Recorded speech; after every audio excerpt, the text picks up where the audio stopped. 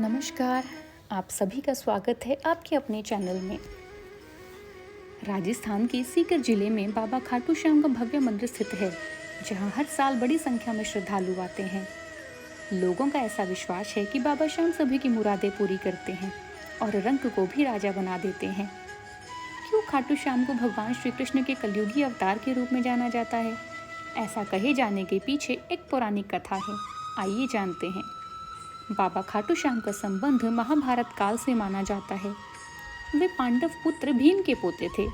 ऐसी कथा है कि खाटू श्याम की अपार शक्ति और क्षमता से प्रभावित होकर स्वयं भगवान श्री कृष्ण ने उन्हें कलयुग में अपने नाम से पूजे जाने का वरदान दिया। महाभारत से पहले लाक्षय ग्रह की घटना में प्राण बचाकर वन वन भटकते पांडवों की मुलाकात हिडम्बा नाम की राक्षसी से हुई। वो भीम को पति रूप में प्राप्त करना चाहती थी और माता कुंती की आज्ञा से भीम और हिडम्बा का विवाह हो गया, जिससे घटोत्कच का जन्म हुआ। फिर घटोत्कच का पुत्र हुआ बर्बरीक, जो अपने पिता से भी शक्तिशाली और मायावी था।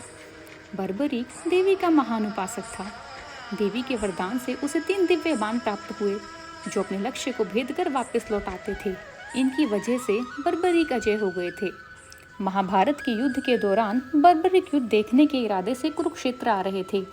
युद्ध को लेकर भगवान श्री कृष्ण को यह भय सताने लगा कि अगर बर्बरीक युद्ध में शामिल हुए और कौरवों की तरफ से युद्ध किया तो पांडवों की हार सुनिश्चित है, क्योंकि बर्बरीक ने अपनी मां को हारे का सहारा बनने का वचन दिया था कि जो भी युद्ध में हारेगा मैं उसी का सहारा बनूंगा। भगवान की चिंता थी कि बर्बरीक हारने वाली सेना का साथ देंगे और कौरवों की इस युद्ध में हार हो रही थी। इसलिए भगवान श्री कृष्ण ने बर्बरीक को युद्ध से दूर रखने की एक युक्ति निकाली। बर्बरीक को रोकने के लिए श्री कृष्ण गरीब ब्राह्मण बनकर बर्बरीक के सामने आ गए और अनजान बनते हुए श्री कृष्ण ने बर्बरीक से पूछा कि तुम कौन हो और कुरुक्षेत्र क्यों जा रहे हो। जवाब में बर्बरीक ने कहा कि वे एक दानी योद्धा हैं, जो अपने एक बाण से ही महाभारत युद्ध का निर्णय कर सकते हैं। श्री कृष्ण ने उनकी परीक्षा लेनी चाहिए और कहा कि तुम इन 3 बाणों से भला कैसे सारी सेना का संहार कर सकते हो। बर्बरीक ने धनुष पर बाण चढ़ाकर कहा, देखिए मैं एक ही बाण से समस्त पत्तों को चिन्ह लगा सकता हूँ। और उसने एक बाण चलाया, जिससे पीपल के पेड़ के सारे पत्तों में छेद हो गया। एक पत्ता श्री कृष्ण के पैर के नीचे था, इसलिए बाण पैर के ऊपर आकर ठहर गया। श्री कृष्ण बर्बरीक की क्षमता से हैरान थे और किसी भी तरह से उसे युद्ध में भाग लेने से रोकना चाहते थे। इसके लिए श्री कृष्ण ने बर्बरीक से कहा कि तुम तो बड़े पराक्रमी हो, मुझ गरीब को कुछ दान नहीं दोगे। बर्बरीक ने जब दान मांगने के लिए कहा तो श्री कृष्ण ने बर्बरीक से उसका शीश मांग लिया।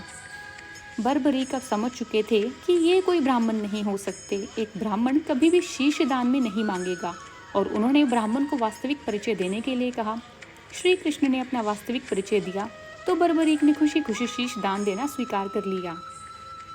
रात भर भजन पूजन कर फाल्गुन शुक्ल द्वादशी को स्नान पूजा करके बर्बरीक ने अपने हाथों से अपना शीश श्री कृष्ण को दान कर दिया।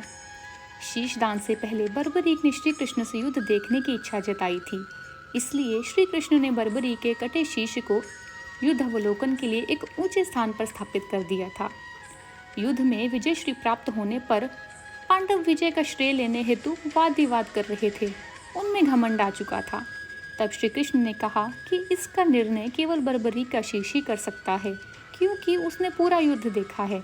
और सभी बर्बरीक के शीश के पास पहुंच गए और पूछा कि बताओ युद्ध में क्या देखा। सभी पांडव अपनी तारीफ सुनने के इंतजार में थे। बर्बरीक के शीश ने बताया कि युद्ध में तो केवल श्री कृष्ण का सुदर्शन चक्र चल रहा था, जिससे कटे हुए वृक्ष की तरह योद्धा रणभूमि में गिर रहे थे और द्रौपदी महाकाली के रूप में रक्तपान कर रही थी। श्री कृष्ण ने प्रसन्न होकर बर्बरीक के उस कटे सिर को वरदान दिया कि कलयुग में तुम मेरे श्याम नाम से पूजित होगे। तुम्हारे स्मरण मात्र से ही भक्तों का कल्याण हो जाएगा और उन्हें धर्म, अर्थ, काम, मोक्ष की प्राप्ति होगी।